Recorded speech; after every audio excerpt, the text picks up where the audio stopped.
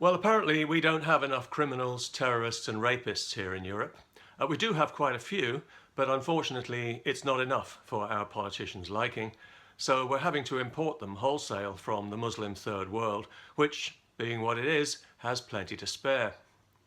Of course, along with the crime, the terrorism and the rape, we are also importing the religion of Islam, which is followed in the main by millions of people from an already violent authoritarian culture who've been taught from birth that their religion must rule the world by force if necessary, that non-Muslims are inferior to them, that women exist to be used by men, that little girls can be married to and raped by grown men, that Jews are the eternal enemy, and that all homosexuals should be killed.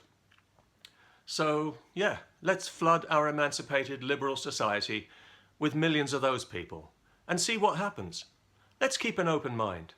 Let's open ourselves up to the most brutal, predatory culture on earth and let in hordes of unemployable, mostly male, fighting-age welfare parasites who hate us and have no intention of integrating.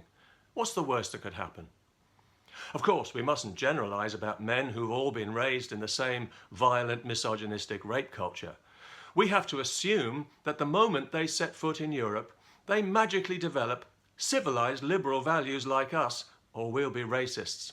And when they lie about their age and pretend to be children, we have to take them at their word and put them in with our children, because that's the kind of people we are in Europe, spineless, irresponsible morons. We love to signal our virtue at literally any cost. And we're so terribly proud of the fact that we don't discriminate, even when we should. So Islamic terrorists can just walk right in along with everybody else, as 6 of the Paris jihad attackers did. They walked into Europe as refugees, then made their way freely to where they wanted to go and started killing people. Border security? Oh no, that would send the wrong message. Don't come. And we can't do that because they've been invited. And they think they're coming to conquer us too. They really do. It sounds absurd to us, but it's what they've been taught all their lives by their violent supremacist religion, so why would they not believe it? And they keep telling us too, but we don't want to hear it because it's just too outlandish an idea for us to take seriously, like 9/11 or something. Besides, we're afraid that if we do take it seriously, somebody might call us a racist, and that's far too high a price for us to pay not to sell out our children and grandchildren's future, so we're just going to sit back like beached whales and let it happen, for the sake of inclusion.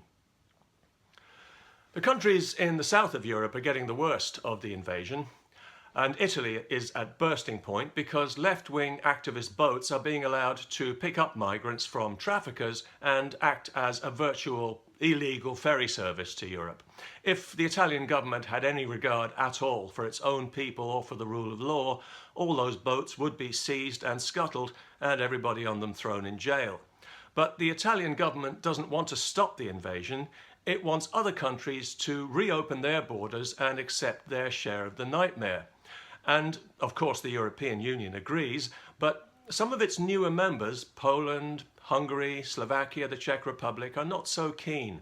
It seems they don't want their societies flooded with criminals, terrorists and rapists, and they're seriously embarrassing everyone else with their unfashionable common sense. They can see the explosion of crime and violence in countries that have opened their borders, and they feel that it would be a betrayal of their own people, now there's a novel idea, to let this poison into their society. They don't want their country to be a place where women and girls are afraid to go out on their own at night, where it seems like every week there's another gang rape by men who got into the country by pretending to be children. They don't want their country riddled with police no-go zones controlled by Muslim gangs, or their prisons full of terrorists and rapists they can't deport. They don't want Saudi-funded mosques preaching sedition, violence and hate, while everyone else's right to free speech is truncated to a virtual stump of itself. And they really don't want any cultural Marxism because they have a recent history of being governed by actual Marxism, and they can smell the evil here. They know it's rotten. They also know, what the rest of us have known for some time now, that being governed by open borders politicians is like travelling with a suicidal bus driver on a mountain road. It's obvious now that if we don't get somebody else at the wheel, and soon, we are all going over a cliff. They've shown that they can't be trusted with our safety and security, and they're not persuaded by evidence or reason. They're determined to press on with this folly regardless, like religious zealots who believe they're acting in the cause of a greater good that transcends the wishes of the people who elected them, if anyone did elect them. They know very well that this invasion is making Europe more dangerous, especially for women, and less civilized, but they think it's a price worth paying, as long as somebody else pays it. So, if your child is murdered by an Islamic terrorist, or if your daughter is raped by an illegal migrant, they'll murmur their regrets, but privately they'll consider it collateral damage. The important thing, the progressive thing, is to merge the two cultures, the civilized one and the barbarous one. Of course, they know that civilized people will instinctively reject barbarism. Therefore, civilized people need to be re-educated to believe that barbarism is as valid as civilization and worthy of equal respect, or you'll be a criminal, which is pretty much where we are now. You see, politicians don't like having the ugly truth pointed out to them when they're trying so hard to ignore it, because it shows them up for the unprincipled invertebrates they are. So here in Europe, they've simply made the truth illegal because they can. We don't have a First Amendment here, so free speech means whatever they say it means, and that means we don't have free speech at all. It seems we got rid of the Iron Curtain only to replace it with an iron lid. Because several European countries have now prosecuted their own citizens as criminals for expressing the wrong opinion about the mass illegal Muslim invasion that's being forced upon us. Earlier this year, a man in Austria was sentenced to 5 months in prison for expressing the opinion that Islam is at war with the West, when it's painfully clear to everyone that Islam is very much at war with the West. Only a fool or a judge could deny it. Islam is our sworn enemy, and that's not me saying that, it's Islam saying it. Read the Quran and see for yourself. It's a virtual declaration of war against the rest of humanity. There's no ambiguity about it. It's all about slaying and subduing the infidel. There's no love thy neighbor, no golden rule, no seek the kingdom of heaven within. It's all about conquering and killing unbelievers, waging war against the world, and shoving Islam down everyone's throat. That's what the terrorists are trying to do, because that's what their scripture tells them to do, and we are reminded of that every time police in Europe find a military-grade arms cache hidden near a mosque. You know, I get emails from India telling me that they've had to put up with this for hundreds of years, and that we have no idea what trouble we're storing up for ourselves if we let this thing grow. Islam despises everything that we are supposed to stand for. Democracy, free speech, civil rights. It would abolish them all given half a chance. The places on this earth where Islam dominates are black holes of ignorance and cruelty. It stamps out freedom wherever it gets the upper hand, and non-Muslims are always persecuted because that is what the religion demands. As an ideology, it's so absurd and inhuman, it would fall apart if it wasn't held together by the threat of violence. So it's no surprise that it gives its followers a mandate to conquer humanity by force. It has nothing else to offer. The only reason it hasn't conquered us in the West is because we are stronger. If Islam was stronger, we would all be Muslims now or dead. And we have no excuse for not knowing that, and no excuse for not acting upon it. Thomas Jefferson knew it more than 200 years ago when he asked the Arab ambassador why they attacked and enslaved people who had done them no harm.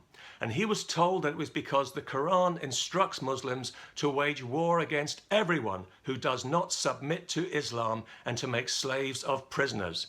He was also told that every Muslim who dies in this cause will go to paradise.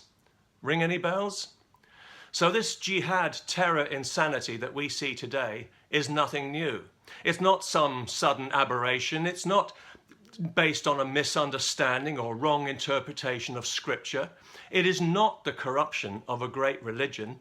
It is Islam, and it has always been Islam. And if we don't start pushing back against it, as we've had to do throughout its history, it will prevail like an incoming tide, because we have opened the door to it now in a way that has never happened before, and we are sleepwalking into disaster. We've opened our free and liberal society to the most backward, repressive, brutal and predatory culture on the planet. A culture that belongs in another century and on another planet, and a culture that thinks it's coming to take over, so it has no respect for the law. And we give it every encouragement too, by censoring ourselves and by backing away from it, mumbling nonsense about tolerance and diversity to people who don't know the meaning of those words and who laugh at us openly. We must be insane.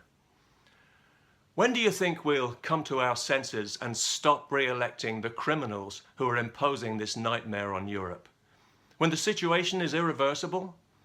When Europe resembles the Muslim third world, with violent crime rampant, police outnumbered and quitting in droves as they are already in Sweden, with criminal gangs and Sharia dominating the public space, women assaulted and raped daily, gays and Jews beaten up or killed, regular gunfire, car bombs, suicide bombs and paramilitary conflict on the streets? Do you think that'll shake us out of our virtuous stupor? Well, we'll soon find out, because that is what's coming, sooner than we think. The seeds have already been sown.